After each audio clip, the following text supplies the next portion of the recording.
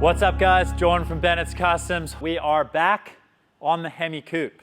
If you guys have watched our previous episode, we have started to create the floor in order to channel the 5-window coupe body over top of the 32 frame. And we're kind of just working from front to back. And on this one, what I want to cover is welding everything up, trying to get the distortion out of it with the planishing hammer. We have made, if you can kind of see there, a little bit of a nice impression, and we've made that using sort of the power hammer and a wooden buck, which we actually have in a previous episode as well. If you guys haven't seen it, definitely check it out. We're gonna see how much we can get done in this episode, making 3-4 pieces into one solid piece with all the nice beading in there. Let's get into it. I would like to put something in this area, but because we obviously don't have the amount of space to put another X, we could just run a simple bead. So that is where the standard sort of beading dies that came with the power hammer would work. And I had to modify them a little bit. They kind of come finished and they were a little bit sharp on the edges. So I used a file. I filed them all down on the sides just to sort of help with tooling marks. But we could use this, and I've kind of measured it. It's very, very similar to this size that we've created. So we could just run, you know, a simple line down here, and that would really tighten this area up as well as give it a lot of strength as well. So, and then what we do need to do is make sort of a little punch or a little piece of flat bar to sort of finish the ends off. With this, because we do have an area right here where it finishes, we can kind of run the male part of the die up to it. And that's what's going to give you sort of this nice little radius here. And when you look on the back side, it looks very finished.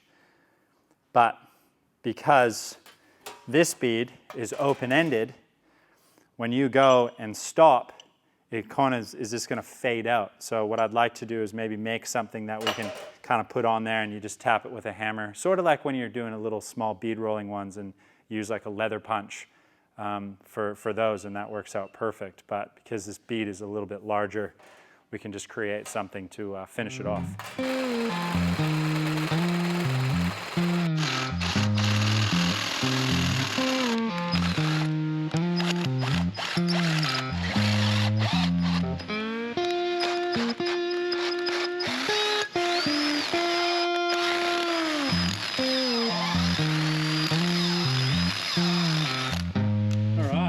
I'm sure lots of you guys know this, but if not, your punches or any sort of tapered shaft, if you're trying to wire wheel or clean up a nut, and you can stick it on there and you sort of have the direction of the wire. So if you're traveling like this and you're running it down, it will stick on there, and you can kind of clean this up, and then if you need to, flip it onto the other side, put it down, and away you go that way. I kind of remembered when I was taking a jewelry course in school. We used to obviously have those, and it was a really good way of polishing the actual ring themselves when you were finished them. So it works really well for this.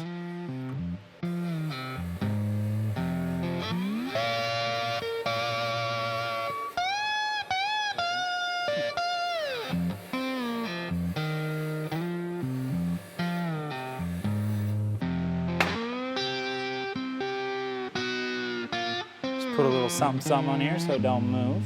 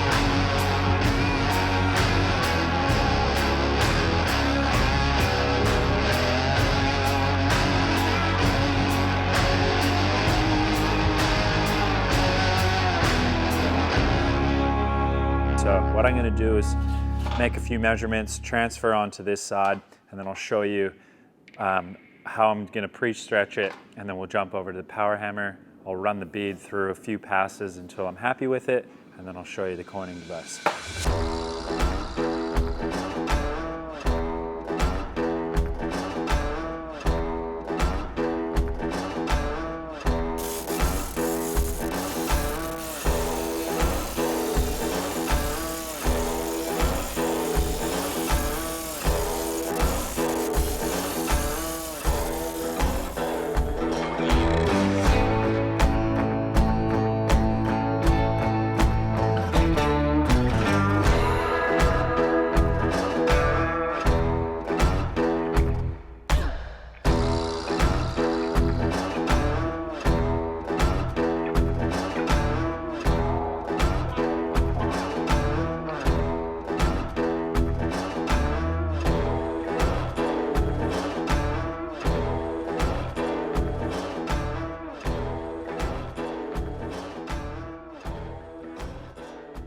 All right, so there we have quite a bit of pre-stretch, and you can really see it in the panel. There's a lot there, but you know, we are doing a very deep bead, so we kind of need a bit of that pre-stretch in order to do it. Another way from the planishing hammer, you could use your English wheel with a higher crown wheel. It probably will give you sort of like a steadier line. This is sort of hard to control, like unless you're really paying attention, but it wasn't too bad. But you could kind of use this or the English wheel to do your pre-stretching. And again, if you want to know how much to do, check out Mike Wagner's YouTube channel, and he's got a really great post on there on exactly how to measure for your pre-stretch and how to do it and all that. So now that we have our pre-stretch done, we're going to, I'm just going to lay out the lines again on this side, and then we're going to jump over on the power hammer.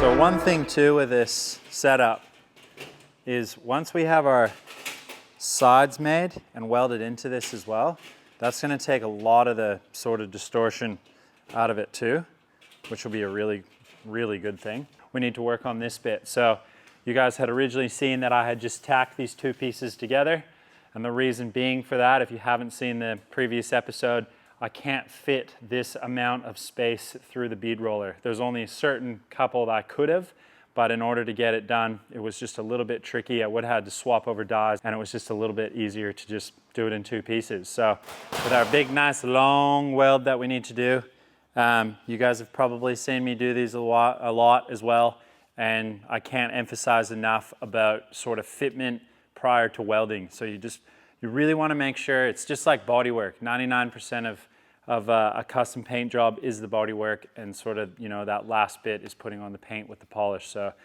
obviously everything is going to reflect that. So a tight fitment is obviously going to give you a very even sort of, you know, consistent heat transfer as you're going along.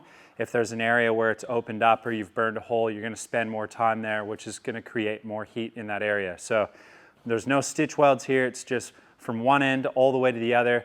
Consistent warpage, consistent heat, consistent cooling, consistency. That's purely all it is. I will probably be running around 60, 65 amps, but I will be running the foot pedals, so that'll kind of dictate as I'm going. As soon as I kind of feel that nice sweet spot, I'll try and hold on that if I can. I'll also be running a 1.6 tungsten in my torch, as well as 030 filler rod for obviously filling as we go. So I've got it really nice and clean, and I'm just gonna try and start from one end to the other. As you can see, we have a little bit of warpage already, which is tricky because of the bead rolling that we had done. So it is gonna be a little bit more of a challenge than just two flat pieces and then welding them together, purely because we do have a step here and a step here. So there's only so much where this area can go, as well as here. But because we are gonna be putting in our impressions here with some lines and stuff, that will be able to take a bit of that excess material out if need be. Got to shake his hand. Yeah, kind of annoyed at that.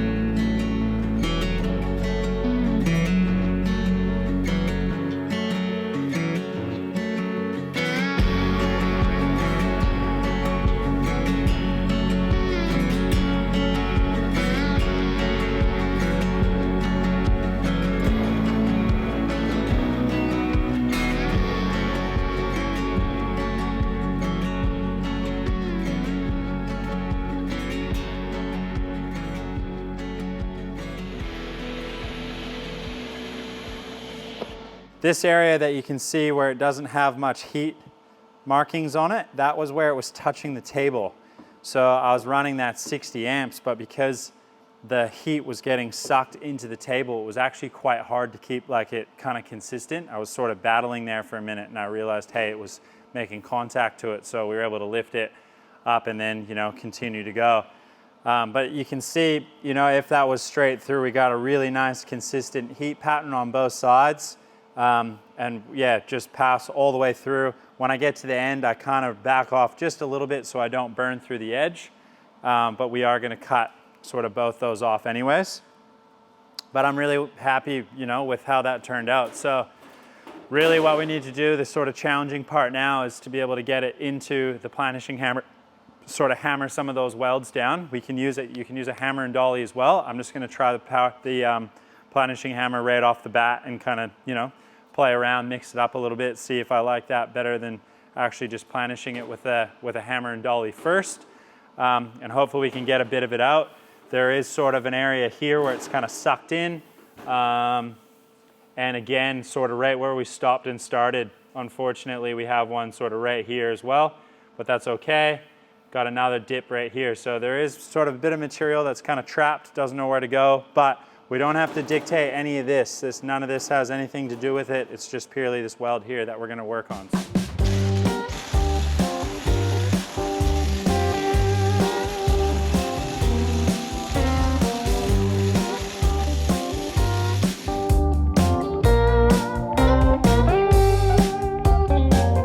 Boom, boom, there's a knock at the door, but don't freeze in your tracks. It's the chance that you've been waiting for. It's the light coming through the cracks. When life shows an open door, come on, step through. A chance like the purest gold. Come on, come on. When life shows an open road, you know you should ride. Forget what you've been told and ride this open road. So in this area, we need to obviously cut a hole and make some sort of provision in order to be able to get to the top of the master cylinder and obviously, you know, add fluid and do the rest of the brakes. When I previously was working on the radial flyer or the combi van, I made up a hammer form buck that was to hold 42 to 48 taillights because I wanted to put a set of Ford taillights on there, very subtle. And what I had made from that was this sort of pressed in piece, and it was able to be recessed and welded in, and then the taillight kind of sat inside. But this piece, I was looking at it going, wow, that's actually going to be a perfect little cap for where we want it. So I'm going to actually trim this out, and then we will just end up marking it out where it is, cut a hole, and then I can just use some nutserts in this panel here, and we'll be able to bolt that down, and then when we need to get access to it, we can take those out and lift this to be able to gain access to it.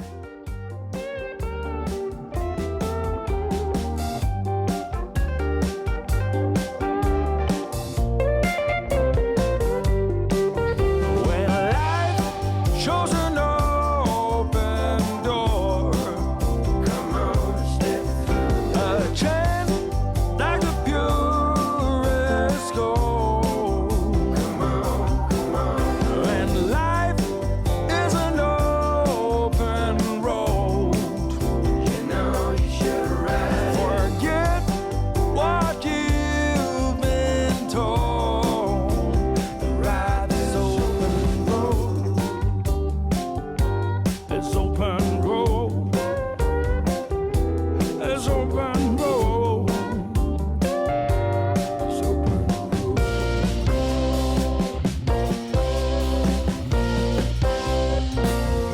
I need to cut this out, yeah, what, yeah.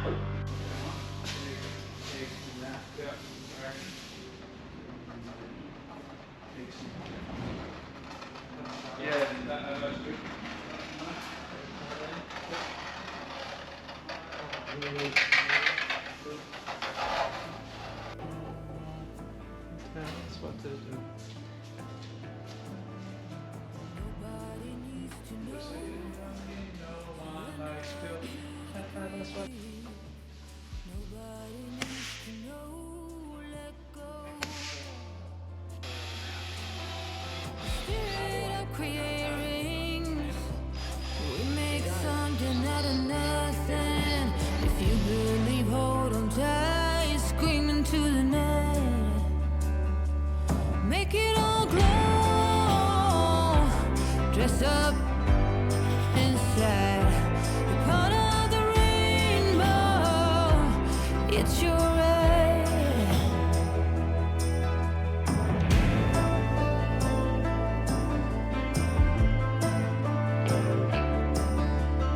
Trauma in every cell. No wonder why we dwell. Medicine don't stand a chance as we dance. Lay down, bend on giving. I'll take your skin.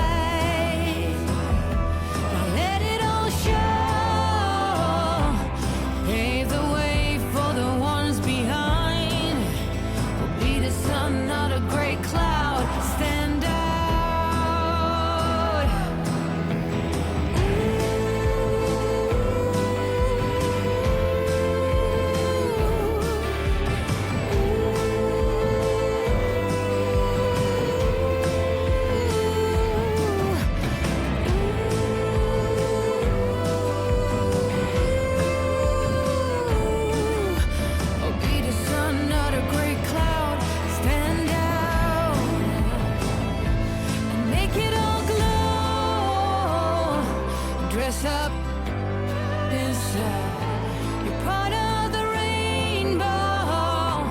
It's your eyes. Let it all show. Pave the way for the ones behind. Be the sun, not a gray cloud. Stand out. I said, be the sun, not a gray cloud. Stand out.